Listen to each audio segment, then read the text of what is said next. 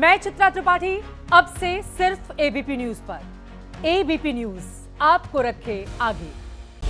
नमस्कार, very good morning, बहुत स्वागत है आपका एबीपी न्यूज में। मैं हूं आपके साथ दीपा बाफिला। सबसे पहले इस वक्त की बड़ी खबर आपको बता दें, एयर इंडिया के विमान में बम की धमकी मिली है। ये बड़ी जानकारी, मुंबई से न्यूयॉर्क जाने वाले विमान में बम की धमकी मिली और कहा यह जा रहा है सुरक्षा कारणों से फ्लाइट दिल्ली डाइवर्ट की गई और दिल्ली एयरपोर्ट पर फ्लाइट की इमरजेंसी लैंडिंग करवा दी गई है। दिल्ली एयरपोर्ट पर विमान में तलाश अब जारी है, सर्च वहां पर जारी है। बम की सूचना मिली जिसके बाद फ्लाइट की इमरजेंसी लैंडिंग हो गई है दिल्ली में, दिल्ली एयरपोर्ट पर। यह तस्वीर आपको दिखा रहे हैं और सुरक्षा कारणों से दिल्ली डाइवर्ट किया गया फ्लाइट को। कहा यह जा रहा है कि मुंबई से न्यूयॉर्क जाने वाले विमान में बम की धमकी मिली जिसके बाद दिल्ली डाइवर्ट किया गया फ्लाइट को। उसके बाद दिल्ली एयरपोर्ट पर फ्लाइट की इमरजेंसी लैंडिंग हुई और वहां पर तलाश अब जारी है। विमान के भीतर सभी जो पैसेंजर्स थे और क्रू मेंबर्स थे उनको सेफली बाहर निकाल दिया गया, वो सुरक्षित हैं।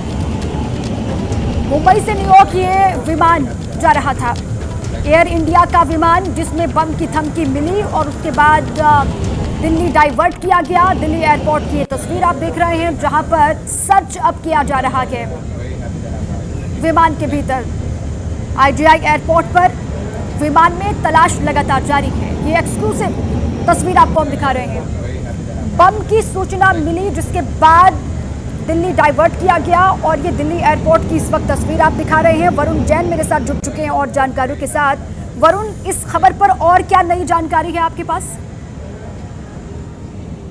देखिए, अभी जो विमान का जो सर्च ऑपरेशन है वो चल रहा है और जितने भी पैसेंजर्स और जो क्रू मेंबर्स थे सबको सुरक्षित फ्लाइट से बाहर निकाल लिया गया है। मुंबई से न्यूयॉर्क की ये इंटरनेशनल फ्लाइट थी। बॉम्ब की कॉल मिली थी ऑफिशियल्स को, उसके बाद जो फ्लाइट थी उसको डाइवर्ट करके इंदिरा गांधी इंटरनेशनल एयरपोर्ट पर सेफली उतारा गया और उसके बाद जो पैसेंजर्स थे, क्रू मेंबर्स थे, सबको एक एक करके बाहर निकाला गया। और अब जो प्रोटोकॉल के तहत जो सर्च ऑपरेशन है वो चल रहा है। जो यात्री हैं उनके सामान की चेकिंग की जा रही है और अभी तक जो आधिकारिक तौर पर जो हमें जानकारी है, अभी पूरी तरीके से क्लियरेंस नहीं मिला है। और जब एजेंसी और जो सुरक्षाकर्मी है आश्वस्त हो जाएंगे, इस कॉल को लेकर पुख्ता हो जाएंगे कि हाँ इस तरह की कोई भी जो संदिग्ध चीज विमान के अंदर नहीं है, उसके बाद ही क्लियरेंस मिलेगी। तो फिलहाल जो विमान है उसको सेफली उतारने के बाद, पैसेंजर्स को उतारने के बाद जो सर्च ऑपरेशन है वो चल रहा है। अच्छा, थ्रेट को लेकर क्या कहा जा रहा है? अधिकारियों से क्या आपकी बात हुई है? किसी से उनकी ओर से कोई जानकारी दी गई? कब ये थ्रेट मिला, कहाँ से मिला, कौन इसके पीछे हो सकता है? देखिए, अभी तक दिल्ली पुलिस की तरफ से ज्यादा जानकारी साझा नहीं की गई है क्योंकि जो फ्लाइट थी वो इंटरनेशनल फ्लाइट मुंबई से न्यूयॉर्क के बीच की थी।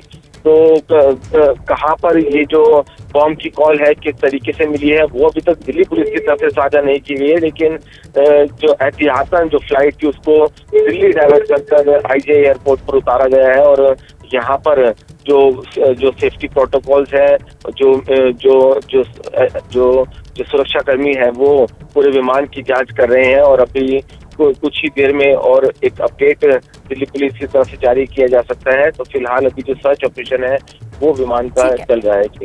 अभी जो सर्च है वो वहां पर जारी है। शुक्रिया आपका वरुण, आप लगातार नजर बनाए रखें, इस खबर पर हमारी लगातार नजर है। एयर इंडिया का विमान, बम की धमकी मिली जिसके बाद दिल्ली एयरपोर्ट पर इमरजेंसी लैंडिंग करवाई गई और विमान के भीतर अभी इस वक्त भी सर्च वहां पर जारी है। और इसी बीच एक बड़ी खबर आ रही है, यूपी विधानसभा उपचुनाव को लेकर बड़ी जानकारी है। बीजेपी आलाकमान के फैसले से नाराज संजय निषाद बताए जा रहे हैं। 2 सीटों पर चुनाव लड़ने की मांग कर रहे थे संजय निषाद, जो कि अब भी वो इसी मांग पर अड़े हुए हैं। कटेहरी और मझवा सीट मांग रहे हैं संजय निषाद और बीजेपी की ओर से कहा जा रहा है केवल मझवा सीट का ऑफर उनको दिया गया है।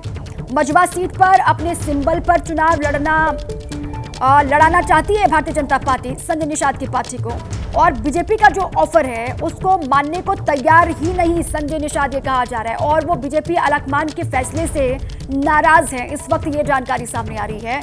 2 सीटों की डिमांड वो लगातार कर रहे थे, एक है कटेहरी और दूसरी सीट है मझवा की, लेकिन कहा यह जा रहा है कि बीजेपी की ओर से उनको सिर्फ मझवा सीट ही ऑफर किया गया।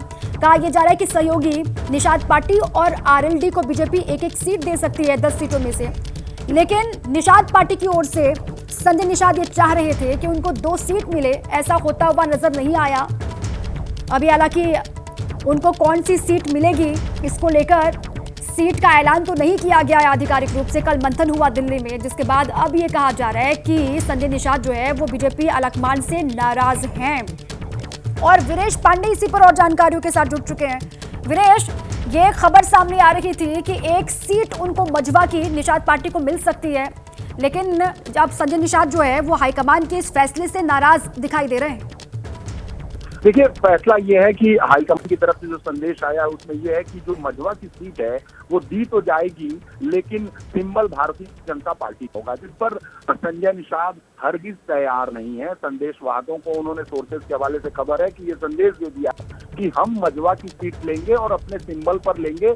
हम किस तरीके से अपने कार्यकर्ताओं नेताओं को दिखाएंगे, हम कैसे उनका सामना करेंगे, कैसे इस बात को स्पष्ट करेंगे कि मझवा की सीट और कटहरी की सीट दोनों सीटों पर निषाद पार्टी के सिंबल पे 22 में चुनाव हम लड़े थे, 1 पे जीते थे, 1 पे हारे थे। मझवा जीते थे तो वो सीट हमारी है, और हम अपने सिंबल पर लड़े थे तो हमारे अपने सिंबल पर लड़ेंगे। इसके लिए उन्होंने अमित शाह के दरबार में अपनी हाजिरी लगाने के लिए दरख्वास्त कर दी है, और वो दरख्वास्त आज शाम तक या कल पूरी हो जाएगी, ऐसी वो भरपूर उम्मीद है। और इस बात को वो बड़ी शिद्दत के साथ रखेंगे अमित शाह जी के सामने कि हमें तो मझवा सीट दे ही दीजिए, क्योंकि वहां से हमारे सिंबल से हमारा विधायक था। ऐसे में पार्टी और संगठन और गठबंधन को चलाने के लिए आप बड़ा दिल रखिए और बड़े व्यक्तित्व और बड़े दिल के साथ हम दोनों लोग आगे बढ़ेंगे, और उस चुनाव में हमारे कार्यकर्ता आपकी हर सीटों पर साथ लड़ेंगे, और साथ ही आपके साथ कार्यकर्ताओं साथ वो कंधे के कंधे मिलाकर चलेंगे।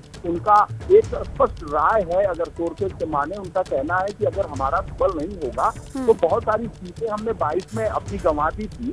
ऐसे में अगर हमारे कार्यकर्ता घर बैठ जाएंगे, निराश हो जाएंगे, तो भारतीय जनता पार्टी के लिए भी ये मुश्किल हो जाएगा कि मझवा और कटहरी सीट को निकाल सके। इसलिए हमारे कार्यकर्ताओं को मोबिलाइज करने के लिए हमें अपने सिंबल चाहिए। अब उन्होंने कहा है, ठीक है वीरेश, बहुत शुक्रिया आपका इस पूरी जानकारी के लिए। अब संजय निषाद ये कह रहे हैं कि अपनी इस डिमांड को लेकर वो केंद्रीय गृह मंत्री अमित शाह से मुलाकात करेंगे और उनसे 2 सीट वो मांगेंगे। और अब चलिए खबरों में आगे बढ़ते हुए आपको दिखाते हैं तीव्र गति से खबरें, और सबसे पहले देश की कुछ बड़ी खबरें।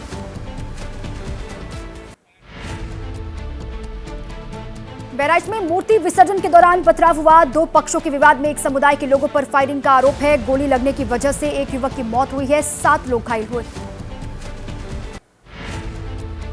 जुलूस निकालने के दौरान एक पक्ष के लोगों ने डीजे बजाने पर जताई थी आपत्ति। कहा सुनी के बाद विवाद बढ़ गया, नौबत पथराव और गोलीबारी तक आ पहुंची। बहराइच की घटना के बाद लोगों ने जमकर बवाल किया, शव रखकर प्रोटेस्ट किया। घटना से इलाके में तनाव का माहौल बना हुआ है। आरोपियों के खिलाफ सख्त कार्रवाई की मांग।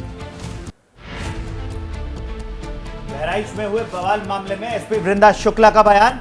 सलमान नाम के उपद्रवी समेत कई के खिलाफ नामजद एफआईआर। गोली चलाने वाले युवक को हिरासत में लिया गया। बाकी आरोपियों की धरपकड़ के लिए दबिश कई टीमें दे रही हैं। बहराइच में बवाल के मामले में एसपी ने कार्रवाई की। हरदी थानाध्यक्ष और महसी चौकी इंचार्ज को निलंबित किया गया। कई और पुलिसकर्मियों पर भी गाजगिरी है।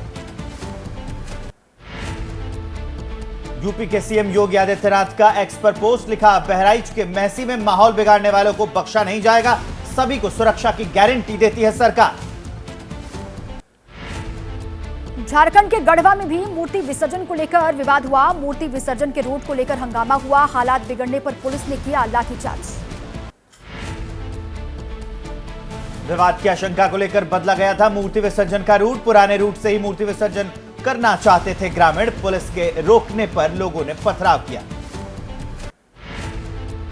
गढ़वा की घटना को लेकर झारखंड बीजेपी अध्यक्ष बाबूलाल मरांडी का एक्स पर पोस्ट। उन्होंने लिखा, सांप्रदायिक माहौल बिगाड़ने की कोशिश, तुष्टीकरण की राजनीति के चलते चुप है राज्य की सरकार।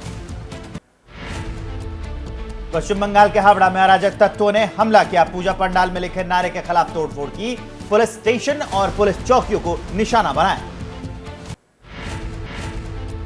महाराष्ट्र के संभाजीनगर में 2 गुट आपस में भिड़ गए। एक परिवार के साथ घर में घुसकर मारपीट की। 8 लोगों के खिलाफ पुलिस ने शिकायत दर्ज की है। 4 आरोपी गिरफ्तार।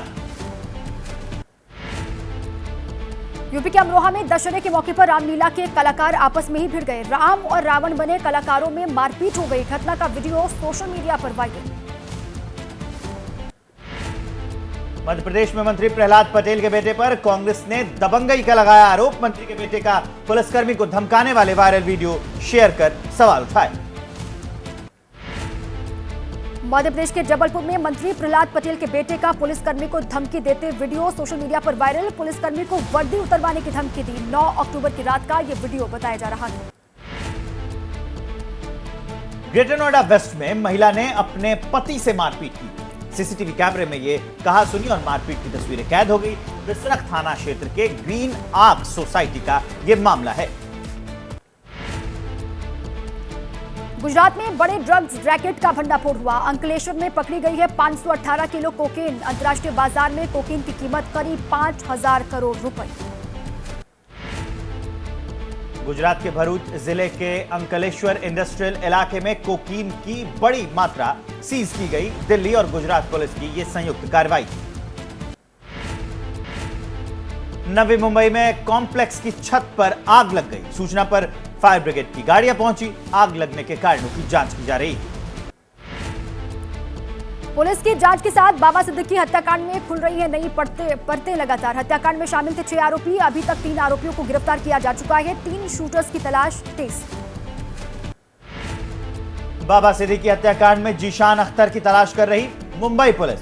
सूत्रों का दावा जीशान अख्तर ही शूटरों को आदेश दे रहा था। पंजाब के जालंधर का रहने वाला है जीशान। 7 जून को पटियाला जेल से बाहर आया था। बाबा सिद्दीकी हत्याकांड में मुंबई क्राइम ब्रांच ने प्रवीण लोनकर को गिरफ्तार किया है। सुबु लोनकर का भाई है प्रवीण लोनकर। सुबु लोनकर ने ही फेसबुक पोस्ट करके बाबा सिद्दीकी हत्याकांड की जिम्मेदारी ली थी।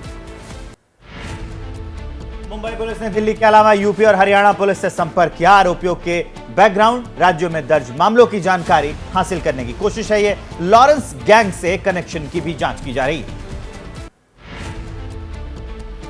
बाबा सिद्दीकी हत्याकांड पर मुंबई पुलिस क्राइम ब्रांच के डीसीपी दत्ता नलवाड़े ने कहा लॉरेंस बिश्नोई के एंगल से जांच की जा रही है। क्राइम ब्रांच की 15 टीमें हत्याकांड की छानबीन में जुटी हुई है।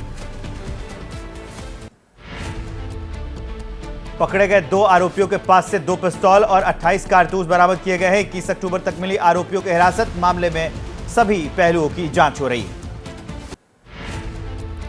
बाबा सिद्दीकी हत्याकांड में आरोपी शिवा के परिजनों की एबीपी न्यूज से बातचीत। शिवा की मां ने एबीपी न्यूज से कहा नौकरी के सिलसिले में पुणे गया हुआ था शिवा। 2 महीने में कभी कभार हुई है उससे बातचीत। बाबा सिद्दीकी को गोली मारने वाले शूटर धर्मराज की मां ने बड़ा खुलासा किया।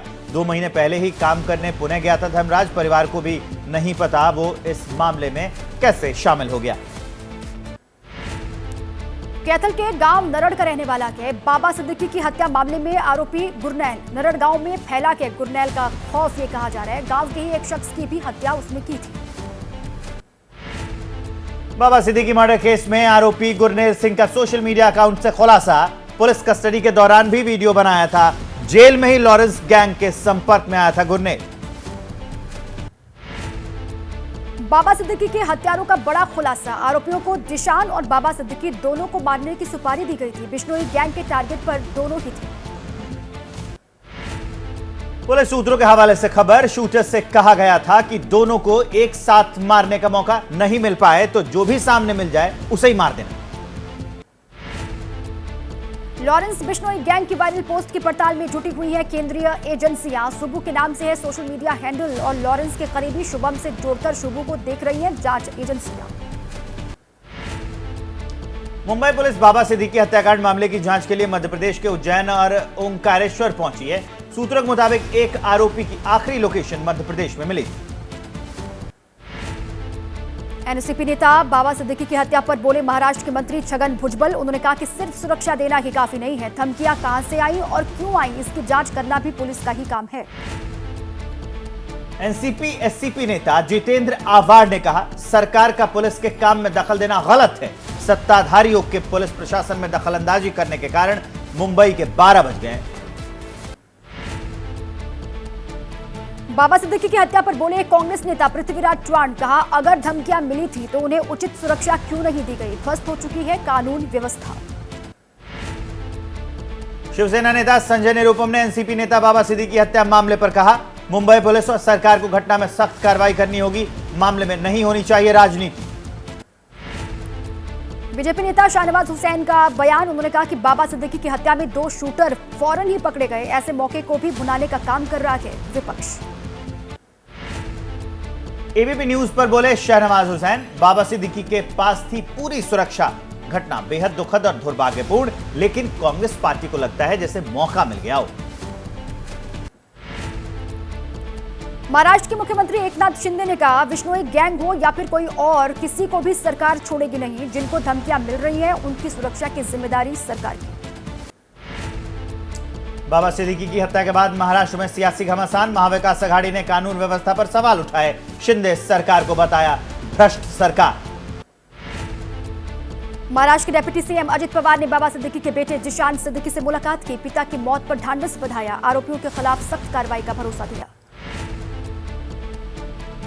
बाबा सिद्दीकी को राजकीय सम्मान के साथ सुपुर्द खाक किया गया, राजनीतिक दलों के नेताओं की मौजूदगी में अंतिम विदाई दी गई, बड़ा कब्रिस्तान में गार्ड ऑफ ऑनर भी दिया गया।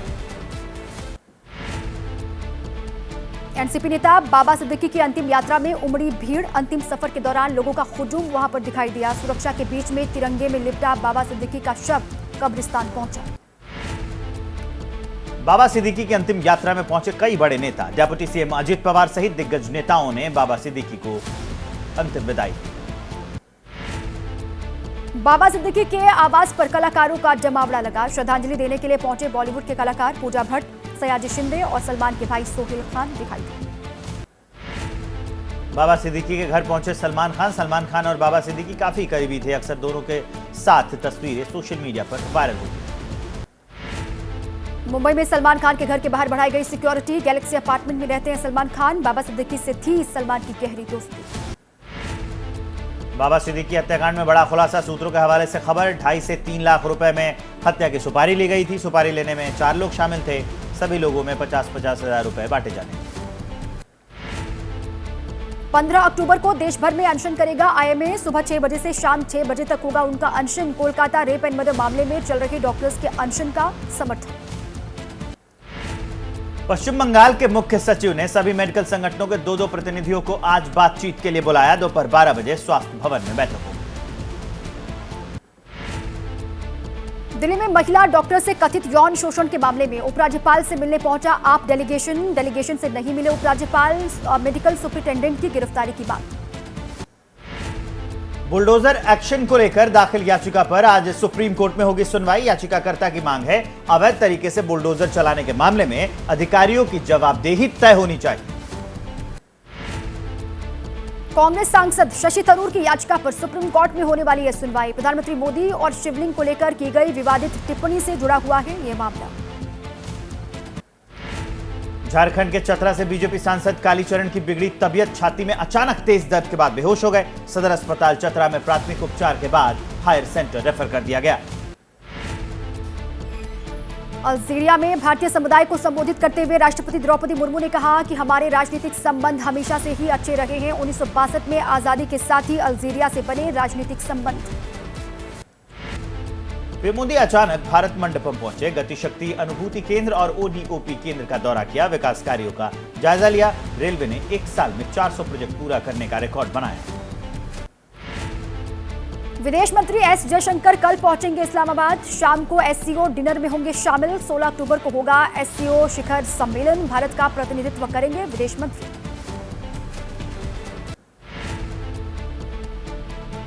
छत्तीसगढ़ के मुख्यमंत्री विष्णुदेव साय भंडारपुरी धाम में आयोजित गुरु दर्शन और संत समागम कार्यक्रम में शामिल हुए, सीएम ने छत्तीसगढ़ की खुशहाली की कामना की। और इस वक्त एक बड़ी खबर आ रही है, मुंबई हावड़ा मेल को बम से उड़ाने की धमकी मिली है, टाइमर बम से ट्रेन उड़ाने की धमकी मिली। महाराष्ट्र के जलगांव में ट्रेन को रोककर तलाशी ली गई और फजलुद्दीन नाम के एक्स अकाउंट से यह धमकी मिली है। कहा यह जा रहा है कि तलाशी अभियान में ट्रेन में कुछ भी नहीं मिला। मुंबई हावड़ा मेल को बम से उड़ाने की धमकी मिली है, टाइमर बम से यह कहा जा रहा है कि यह धमकी मिली है।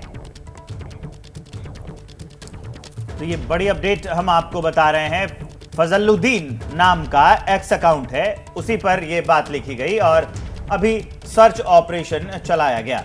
बम से उड़ाने की धमकी मिली थी। और अब चलिए आगे बढ़ते हुए तीव्र गति से राजनीति की कुछ अहम खबरें आपको दिखाते हैं। महाराष्ट्र के पार्टी नेताओं के साथ आज कांग्रेस अध्यक्ष मल्लिकार्जुन खड़गे और राहुल गांधी दिल्ली में करेंगे बैठक। चुनाव तैयारियों और सीट बंटवारे को लेकर मंथन होगा। आज मुंबई में होगी एकनाथ शिंदे कैबिनेट की अहम बैठक। चुनाव आचार संहिता लगने से पहले कई फैसलों पर मुहर लग सकती है। 3 दिन पहले ही कई योजनाओं का ऐलान हुआ था। हरियाणा में कांग्रेस की हार पर बोली कुमारी सैलजा, चुनाव में प्रत्याशियों को खली संगठन की कमी, हार की जारी है समीक्षा, हर पहलू पर हो रही है चर्चा। हरियाणा के किसान नेता गुरनाम सिंह चढ़ूनी ने भूपेंद्र सिंह हुड्डा पर निशाना साधा है। कहा किसानों ने माहौल बनाया लेकिन हुड्डा ने समझौता नहीं किया, हार की मुख्य वजह है हुड्डा। हरियाणा में बीजेपी विधायक दल का चुनाव करवाने के लिए अमित शाह को मिली बड़ी जिम्मेदारी। पार्टी संसदीय बोर्ड ने अमित शाह और मध्य प्रदेश के मुख्यमंत्री मोहन यादव को बनाया पर्यवेक्षक। बीजेपी अध्यक्ष जेपी नड्डा का खड़गे को जवाब। कहा हार की हताशा निराशा में वैचारिक दिवालियापन के शिकार हुए हैं खड़गे। कांग्रेस पीएम का मुकाबला नहीं कर पा रही है, इसीलिए बदनाम करने की कोशिश कर रही है। हरियाणा के चरखी दादरी में कांग्रेस के टिकट पर चुनाव लड़ने वाले चौधरी बंसीलाल के दामाद सोमवीर सिंह ने ईवीएम को लेकर गड़बड़ी का आरोप लगाया। उन्होंने कहा कि जिसका टिकट कटा उसने भी भीतरघात किया। जम्मू कश्मीर से राष्ट्रपति शासन हटाया गया। रविवार को जारी आधिकारिक आदेश के बाद केंद्र शासित प्रदेश में सरकार गठन का रास्ता साफ हो गया। राष्ट्रपति शासन हटने के बाद उमर अब्दुल्ला सरकार की शपथ की तारीख आज आ सकती है। शुक्रवार को ही उपराज्यपाल को समर्थन पत्र देकर सरकार बनाने का दावा पेश कर चुके हैं उमर अब्दुल्ला। आम आदमी पार्टी के संयोजक अरविंद केजरीवाल ने जम्मू के डोडा में धन्यवाद रैली की। कहा बीजेपी ने दिल्ली की तरह जम्मू कश्मीर को भी हाफ स्टेट बना दिया है। उमर अब्दुल्ला को समर्थन का भी ऐलान किया। पंजाब के मुख्यमंत्री भगवंत मान ने धन्यवाद रैली में पीएम मोदी और अमित शाह को बताया अहंकारी। उन्होंने कहा कि जुमले और झूठ की सरकार इस वक्त चल रही है देश में। विदेश दौरे पर नहीं, अडानी के बिजनेस ट्रिप पर जाते हैं पीएम मोदी। आम आदमी पार्टी सांसद संजय सिंह ने कहा डोडा के लोगों ने इतिहास रचा, हम पीएम मोदी के आगे झुके नहीं। 2 बार सीएम के कुर्सी छोड़ने वाले शख्स का नाम है अरविंद केजरीवाल।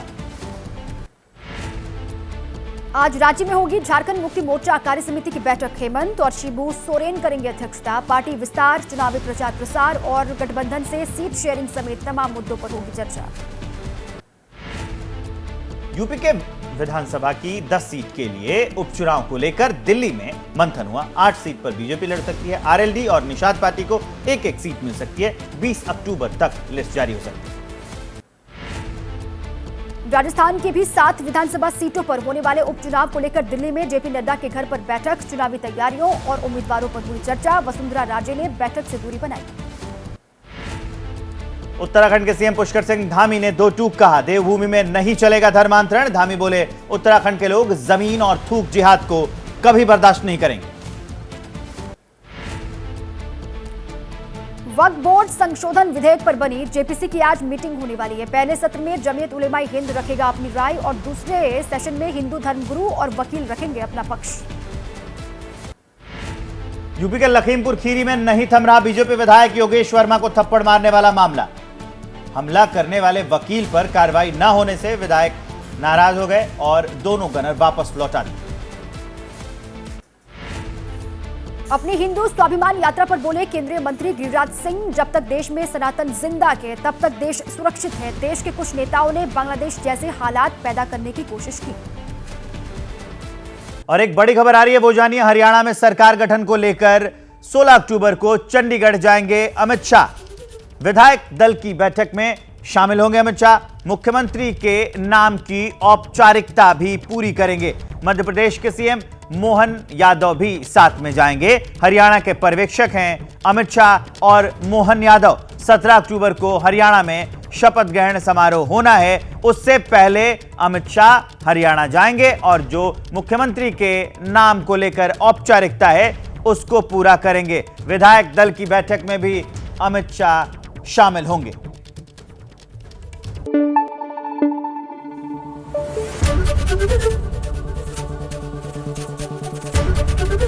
एबीपी न्यूज आपको रखे आगे।